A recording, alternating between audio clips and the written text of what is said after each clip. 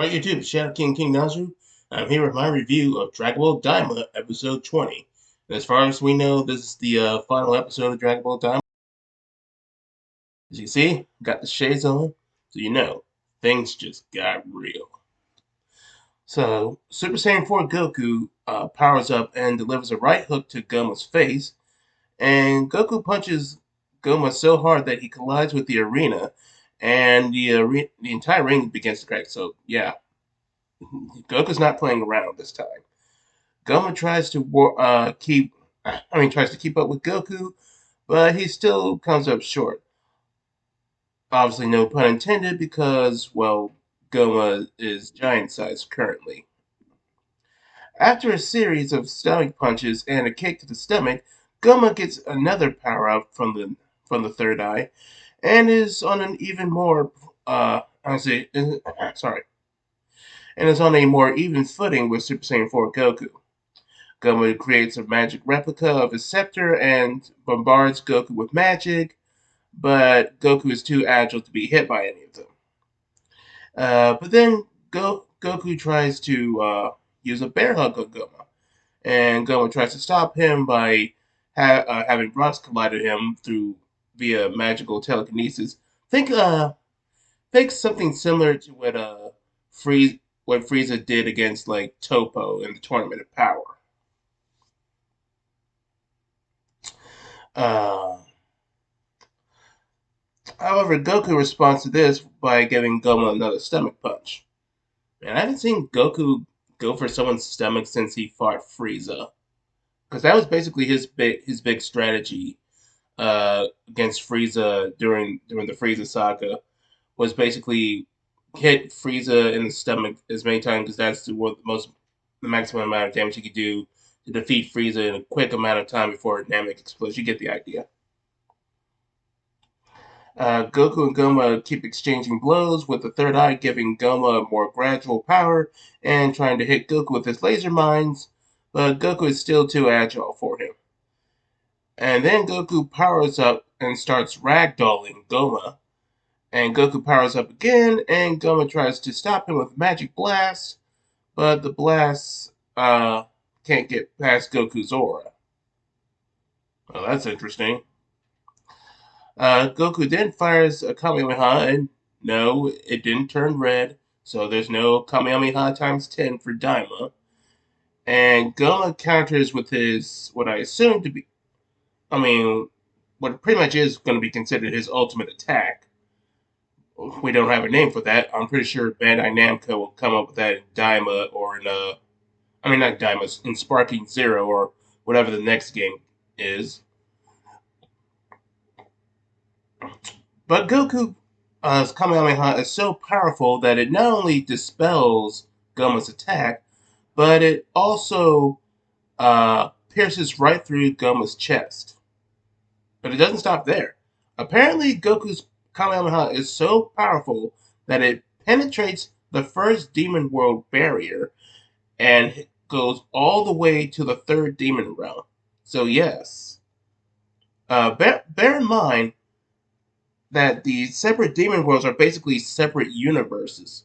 So Goku's already, even before Dragon Ball Super, is pulling some, what's this, like, multi-galaxy low universal level feat. I'm not a power scaler, but I feel like that's something that they would say that you would need to penetrate between different dimensions.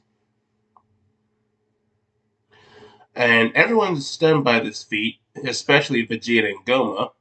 With Goma severely wounded, Piccolo takes his opportunity to attack the back of Goma's head, and he manages to get two hits in, but Goma prevents it with a third punch. Albeit this one was still accidental, because he's just like, Goma is still dazed by all the damage he's taken. Sorry, Piccolo, you're gonna have to wait until Dragon Ball Super Superhero to get your spotlight. Uh, Furious, Goma uses his magic power to regenerate, and everyone tries to gang up on Goma, but he repels them with his magic. And then the big shock comes in. Majin Ku uses Arinsu's book to smack Goma in the head 3 times, and he's the one who dislodges the third eye from Goma's skull. So yes, our big hero turned out to be Majin Buu. Even I'll admit that despite being a Dragon Ball fan and knowing how Toriyama's comedy works, even I didn't see that coming. Glorio then destroys the third eye with his boot. I honestly didn't expect the. I didn't honestly didn't think the third eye could be destroyed, but whatever. Pansy and Glorio are reluctant to give Majin Buu praise, but they decide to do so thanks to him defeating Goma. And everyone praises Majin Buu, even Arinsu, albeit through a more subtle and standoffish way. She's like that mother who seemingly seems discontent but is inwardly proud. If any of you who played Skyrim and remember how Carlia described Nocturnal that kind of way, that's pretty much how Rinsu feels towards Majin Buu right now. Goku says they got the job done, with Piccolo agreeing, and Vegeta, as usual, being silent and jealous that Goku, for the most part, was the one who got the victory against Goma. AKA, in other words, Vegeta failed to defeat another main antagonist. That's the story of your life, Vegeta. Know your place. Know your place, Fetcher. Neva then mocks Goma's short reign, this time pun intended because he's back to being a pipsqueak now. And Goma is livid that Neva deceived him into believing Neva was senile. And then Aritsu and Marba arrive with a bottle and say Goma can repent for 100 years by being, well, sealed in this bottle. Piccolo then says that since Goma didn't kill Dende, they can reduce each side's will reduce your sentence to 99 years. And Arinsu summons Degasu so that Goma can have some company for this imprisonment. But hey, it's not all bad. They have a decent place to spend the next 99 to 100 years. And they even got video games. So anyway, Marvel uses her magic to seal them up, and it basically works the same way as the evil containment wave that you saw in classic Dragon Ball and Dragon Ball Super. Arinsu then asks who's going to be the next Supreme Demon King, to which Supreme Kai nominates her to be Supreme Demon Queen, since Arinsu, despite being evil, still has some good in her. And although Arinsu takes offense to that revelation. However, Arinsu declines, saying that without the Dragon Balls, she won't be able to. Without the Dragon Balls to give her uh, all, make her all powerful in terms of magic, it's only a matter of time before someone overthrows her.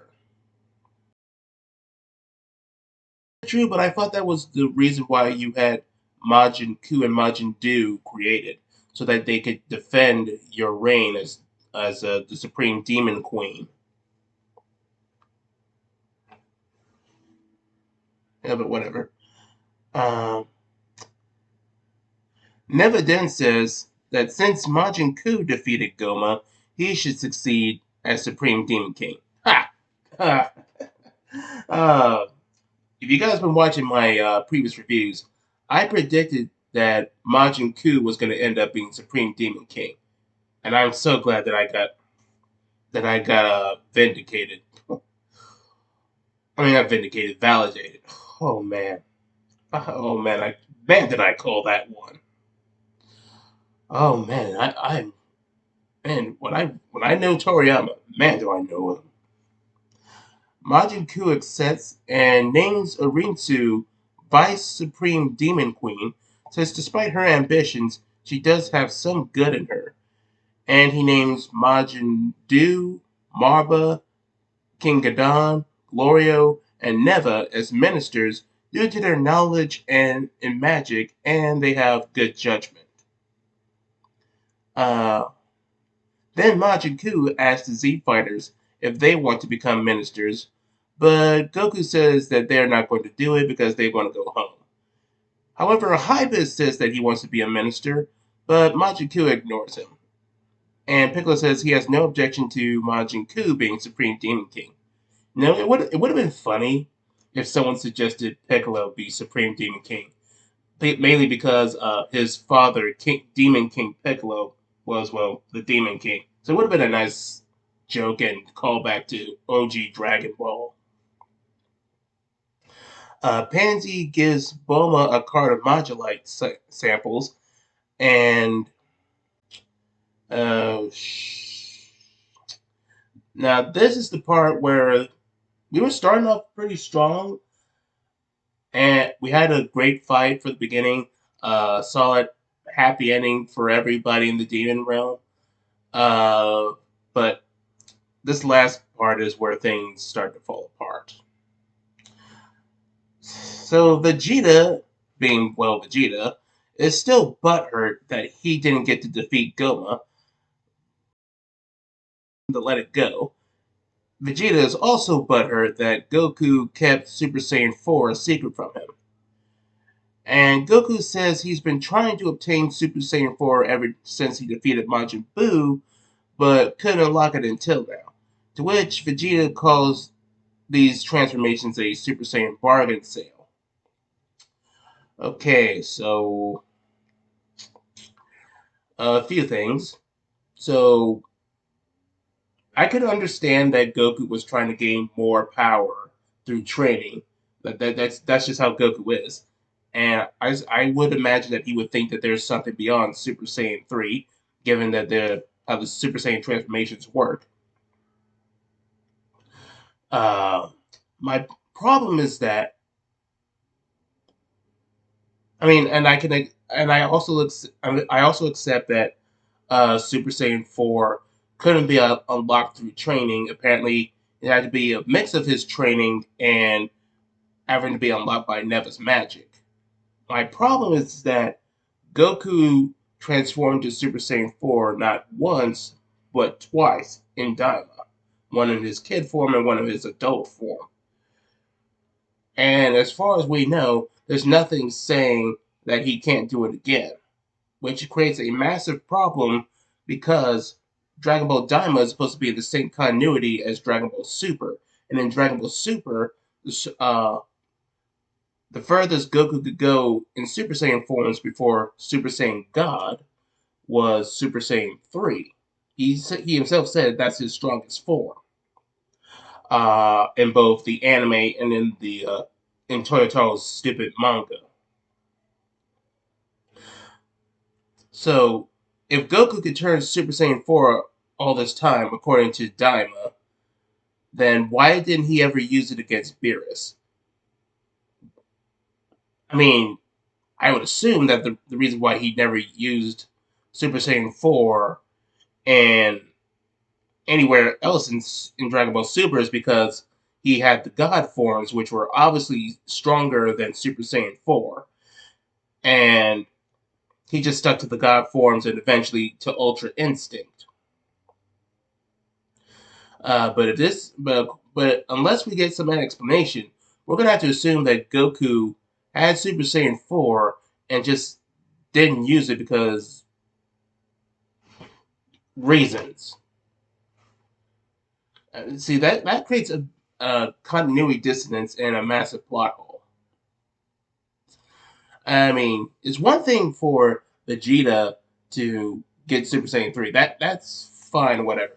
We can easily explain through visual representation, we can easily deduce that the reason that Vegeta never used Super Saiyan 3 after Daima was because Super Saiyan 3 is very powerful and doesn't have the drawback of lack of speed like Super Saiyan Grade 3, uh, but it still has the stamina issue. It's not ideal for prolonged fights.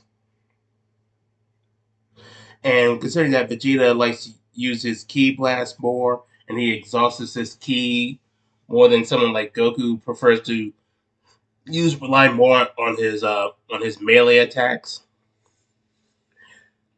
It just made more sense that Vegeta stopped using Super Saiyan 3 and just focused more on making Super Saiyan 2 stronger until he got the God forms. And yeah. Uh, but yeah, I'm hoping there'll be a Dragon Ball Daima season 2, or maybe a movie, maybe with a movie version of Dragon Ball Daima, summarizing this. But maybe there's extended footage so they can uh, take care of this plot hole. Because otherwise, we're gonna have a huge problem. Uh, so anyway, Goku then exposed Vegeta as a hypocrite. Says he's complaining about Goku keeping Super Saiyan 3 as Super Saiyan 4 a secret, but Vegeta kept Super Saiyan 3 a secret. And Vegeta, in typical fashion, tries to make excuses and cope by saying that his form isn't Super Saiyan 3, it's, and I quote, Ultra Vegeta 1. And even Goku thought that was stupid.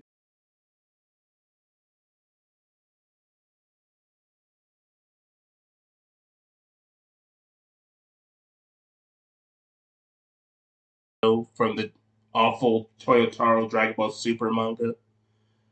Ugh. I, I really hate the Dragon Ball Super manga, and Ultra Ego so dumb.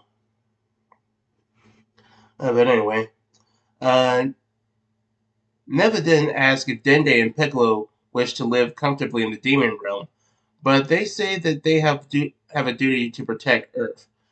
However, they will suggest that Namekians on New Namek migrate to the demon realm. King Caden thanks Goku for using his Kamehameha. Uh, the since sorry, let me say it. King Caden says thanks to Goku's Kamehameha, the air in the third demon realm is much lighter, allowing the denizens to fly easier. Everyone thanks Goku and says goodbye, but not before Goku promises that if the demon realm is in any danger, that he'll be there to save it alongside his friends. And we even get a funny bit where Pansy forces Vegeta to wave his hand because Vegeta is still a jerk. So I'm always up for jokes at Vegeta's expense because he kind of deserves it. Then we cut to the post credits scenes, and Goku asks Glorio to take them to the shop in the third demon world, since they don't have any senses to heal themselves up. So they decide to get some, those Medibugs. The shop lady is surprised that Goku and Supreme Kai are all grown up, but Goku assures her that it's not because of the Medibugs, it's because, well, they were actually just adults, but turned into kids. Because the shop owner mentioned the beauty bug that Bulma was and Pansy were looking at, said that each bug can de-age you by 10 years, Bulma decides to buy the whole bunch. So this is pretty much Akira Toyama is saying, yeah, this is where Bulma gets her idea to try to make herself look younger using the Dragon Balls. Because Bulma is very, very, very vain. The episode then ends with Pansy, Goku, and Bulma learning there are multiple third eyes at the shop. But only one was with the Demon King because, well, with how powerful the third eye is, it was obviously going to be really expensive. Like, like if you play Yu-Gi-Oh, imagine the third eye is the Dragon Master Magia. Sure, it's a powerful card, and it would be great for a Blue Eyes deck or a Black Magician deck, but are you willing to pay $650 for it? Most people would say no. Uh, anyway, I did enjoy the action and animation. The character interactions and development were great. The world building was well done enough, despite some pacing issues. However, there's the plot holes of if Goku could go Super Saiyan 4 this in Daima, and as far as we know, we have no explanation of why he didn't use that in Dragon Ball Super. Before he got the God forms, at the very least, if he had it all this time and there was nothing stopping him from using Super Saiyan 4, he should have used it against Beerus. I don't think he would have. I definitely don't think he would have won against Beerus because um, Goku would have needed Super Saiyan God to compete with Beerus on any level. But that still brings up the question: why didn't you use Super Saiyan 4 if you had it this whole time? Now, maybe there will be an explanation in a season 2 or maybe in an extended movie. But as is, this is a massive plot hole, and Toei Animations, and I assuming Toriyama before he died would have had to have reconciled this. What I thought was going to happen was that Goku would have gotten Super Saiyan 4 thanks to Neva's magic, but Neva's magic would have ran out eventually, and that's the reason why Goku can't go Super Saiyan 4. So, uh, unless Goku learns magic, he can never use Super Saiyan 4 again. And he probably wouldn't have used it anyway because he has the God forms and Ultra Instinct, which are all superior to Super Saiyan 4. The other issue is that since episode 20 is the last episode, um, and we have to go through the other issue with Dragon Ball Super and Daima being reconciled, is that Supreme Kai is still defused in Dragon Ball Daima. But in Dragon Ball Super, all the way up until the Champa saga, Supreme Kai is supposed to be fused to Kibito and be Kibito Kai. But he's still defused. Now, we probably could have resolved this if they put on the guitar earrings at the end of the episode and fused back into Kibito Kai. Or if we use the fusion bug, which, oh yeah, that creates another problem. Sorry. That creates another problem. Is that we hyped up the fusion bugs because we thought uh, that was going to be a massive plot point, and that's the way this show was treating it. So we thought, oh, maybe we'll get some Demon Realm version of Vegito or some other fusion. But no, Goku doesn't use the fusion bugs. He doesn't he doesn't go back for the bag full of bugs at any point. He defeats Goma thanks to Super Saiyan 4 and Majin Kuu's help. This is a whole Chekhov's gun sort of thing. And if you have the gun, eventually you're gonna have to use it for the plot point. Otherwise, what was the point of bringing it up? What are we doing, Toei? Toriyama, I love your writing. I know you're dead. I love your writing. But why did you bring this up if it was not going to play into the story? Yeah, I'm honestly disappointed by that. Really. I still like the episode, but this is a massive disappointment. Um, I mean, this on. This ending's still enjoyable, but it really is disappointing. I'm not as angry about the ending as I was about Attack on Titan's ending. Because that ending was not only disappointing, but was very poorly written and soured the whole series for me. I don't feel that way about Dragon Ball Diamond because other than that, it's not. Other than those few issues, it's not going to ruin the whole experience for me. But these are some serious issues that should be addressed at some point.